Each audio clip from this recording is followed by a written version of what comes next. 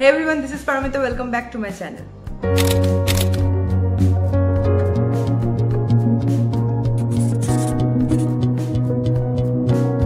এই গরমকালের একটা অত্যন্ত জনপ্রিয় ফল হলো আম। ছোট থেকে বড় আমরা প্রায় সকলেই আম খেতে কিন্তু খুব ভালোবাসি আর ওয়েট করে থাকে এই আমের সিজনের জন্য। আর এই আমটা যদি একটু অন্যভাবে ট্রাই করা যায় তাহলে কেমন হয়? যদি আমটাকে আইসক্রিম বা কুলফির আকারে বানানো যায় তাহলে ব্যাপারটা মন্দ হয় না, কি বলো? তাই আজকে আমি চলে এসেছি সেরকমই একটা রেসিপি নিয়ে। আজকে আমি বানাতে চলেছি স্টাফড ম্যাঙ্গো কুলফি, যেটা আমাদের এই আমের প্রতি ভালোবাসাকে দ্বিগুণ করে দেবে। আর এই আইটেমটাও আমি অ্যাসিওর করতে পারি ছোট থেকে বড় প্রত্যেকেরই ভালো লাগবে। খুব কম সময়ের মধ্যে এবং খুব অল্প কিছু ইনগ্রেডিয়েন্টস দিয়ে তোমরা এই কুলফিটা বানিয়ে ফেলতে পারো। তাই চলো দেখে নাও আজকে আমি কিভাবে এই স্টাফড ম্যাঙ্গো কুলফিটা বানাচ্ছি। প্রথমে আমি এখানে নিয়ে নিয়েছি দুটো আম। একটু বড় সাইজের আমগুলো নিলে ভালো হবে। এবার আমি প্রথমে আমের মাথার দিকটা কেটে নিচ্ছি। কেটে নেওয়ার পর এই টুকরোটা কিন্তু ফেলে দিলে চলবে না, এটা আমাদের পরে কাজে লাগবে, তাই এটা ফার্স্টে আমি সাইড করে রেখে দেব। এবার একটা পাতলা ছুরির সাহায্যে আমি আমের আটির চারপাশটা ভালো করে কেটে নিচ্ছি। একদম একটা রাউন্ড শেপে কেটে নিচ্ছি, যেটুকু পোর্শনে আটিটা থাকে। তবে খুব সাবধানে এই কাজটা করতে হবে যেন আশপাশ থেকে কোনোভাবে আমের কোনো পোর্শন কেটে না যায়।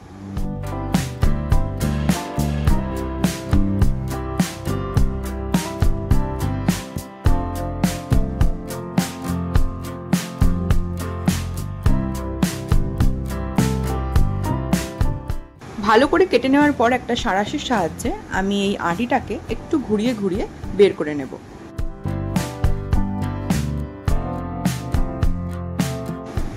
আটিটা একটু ঘুরিয়ে ঘুরিয়ে বের করলেই কিন্তু খুব সহজে এটা বেরিয়ে চলে আসবে। ঠিক সেমভাবেই আমি আরেকটা আমকেও কেটে নিচ্ছি।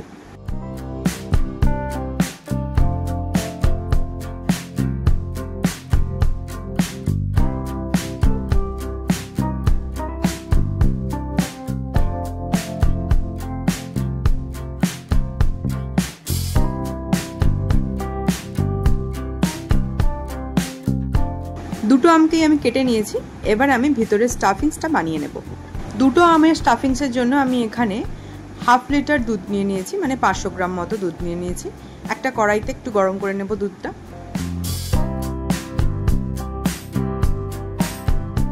হালকা যখন গরম হয়ে আসবে এর মধ্যে আমি দিয়ে দিচ্ছি সামান্য পরিমাণে চিনি। এখানে আমি 2 টিস্পুন মতো চিনি দিয়েছি।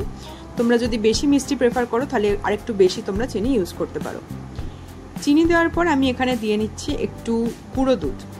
গুঁড়ো দুধটা দিলে একটু বেশি ভালো টেক্সচারটা আসে, সেই কারণে আমি গুঁড়ো দুধ ইউজ করছি। কিন্তু এটা দেখতে হবে যেন খুব একটা বেশি টেম্পারেচারে না দেওয়া হয়, হালকা গরম হলে এটা দিতে হবে। এরপর ভালো করে দুধটাকে কিন্তু অনেকক্ষণ ধরে ফোটাতে হবে এবং নাড়তে হবে।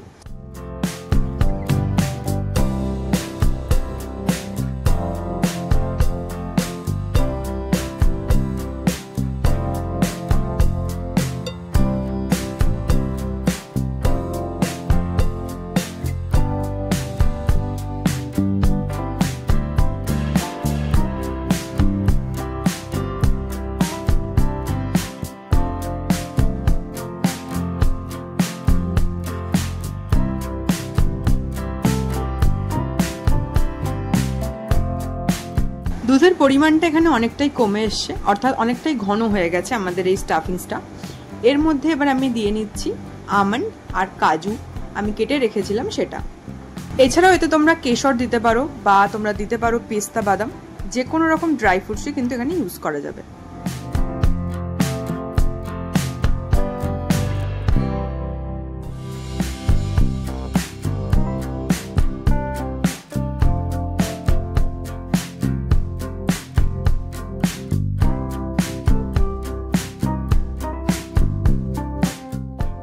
নামানোর কিছুক্ষণ আগে আমি এখানে কিছুটা কিশমিশ অ্যাড করে নিচ্ছি।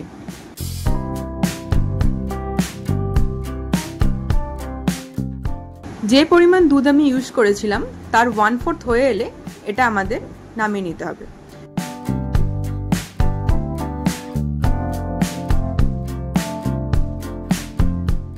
স্টাফিংস আমাদের এখানে রেডি, তো এটা আমি এবার ঠান্ডা করতে দেব কিছুক্ষণের জন্য।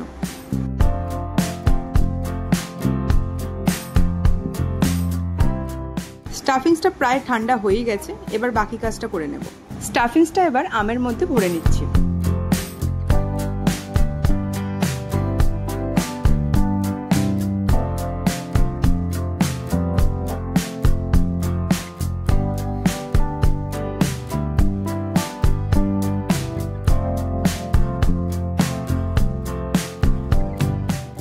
পুরো আমটায় ভরে নেওয়ার পরে এবার কাজে লাগবে সেই কাটা অংশগুলো। এবার ওই কাটা অংশটা দিয়ে আমি মুখটা বন্ধ করে দেব। সেম ভাবে আমি আরেকটা আমেও করে নেব।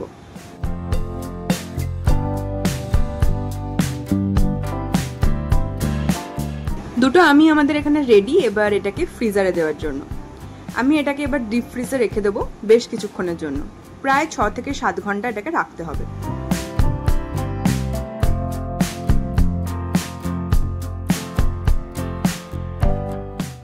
6 থেকে 7 ঘন্টা পর আমি আমগুলোকে বার করে নিয়েছি ফ্রিজ থেকে। পুরোপুরি জমে গেছে, দেখতেই পাচ্ছ। এবার এটাকে কেটে নেওয়ার পালা। তবে কেটে নেওয়ার আগে আমি আমের খোসাটা পিলার দিয়ে ছাড়িয়ে নেব।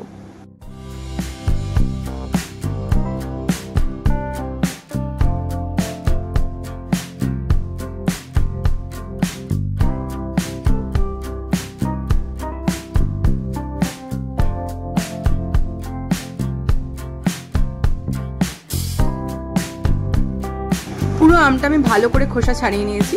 এবার স্লাইস করে করে এটা কেটে নেব। কেটে নিলেই আমাদের স্টাফড ম্যাঙ্গো কুলফি কিন্তু রেডি হয়ে যাবে।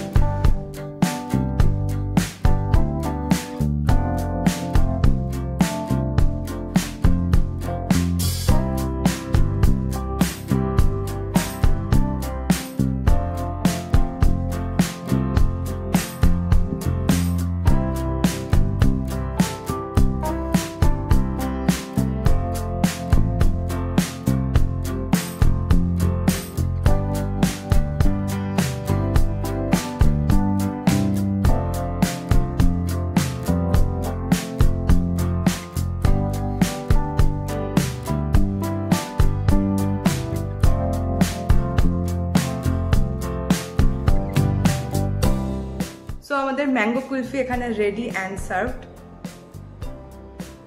এই গরমকালের জন্য একটা বেশ সুস্বাদু একটা ফুড আইটেম। তবে এই কুলফিটা কিন্তু একদম ফ্রিজ থেকে বার করে ঠান্ডা ঠান্ডা ট্রাই করো, তাহলে কিন্তু একদম জমে যাবে আজকের এই আইটেমটা, যেটা তোমরা অবশ্যই বাড়িতে ট্রাই করো। আর ট্রাই করে আমাকে কমেন্ট করে জানিও যে তোমাদের কেমন লেগেছে।